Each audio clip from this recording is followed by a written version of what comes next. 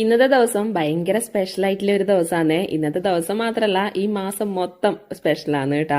ഈ മാസത്തിലാണ് അതിക്കുട്ടന്റെയും ലൂകുട്ടന്റെയും പിറന്നാൾ വരുന്നത്, ഒക്ടോബറിൽ. രാവിലെ തന്നെ നേരെ കുളിയെല്ലാം കഴിഞ്ഞിട്ട് അടുക്കളയിലേക്ക് കയറിയിട്ടുണ്ട്. രാവിലത്തെ ചായന്റെ പലഹാരം റെഡിയാക്കിയിട്ട് വേണം എനക്ക് ലൂകുട്ടനും അമ്പലത്തിലൊന്ന് പോകാൻ വേണ്ടി. അതിക്കുട്ടനും കൊണ്ടുപോകാനുള്ള ചോറും പയറുകറിയും വെണ്ടക്കവറവെല്ലാം റെഡി ആയിട്ടുണ്ട്. ചായക്ക് ആവിയപ്പാന്ന് കേട്ടാ ഉണ്ടാക്കുന്നത്. ഇതാവുമ്പം ആവിയിലൊന്ന് ഒഴിച്ചു കൊടുത്തു കഴിഞ്ഞാല് ഇത് റെഡി ആവുമ്പോഴത്തേനും നമുക്ക് ബാക്കിയുള്ള പണിയെല്ലാം ചെയ്ത് തീർക്കാം.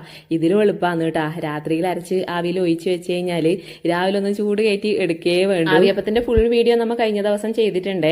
അപ്പം കുറെ പേര് കമന്റ്സിൽ പറഞ്ഞിട്ടുണ്ടായിരുന്നു തേങ്ങാക്കൊത്ത് നെയ്യിൽ വറുത്തിട്ടാൽ കൂടുതൽ ടേസ്റ്റ് ഉണ്ടാവുന്നു.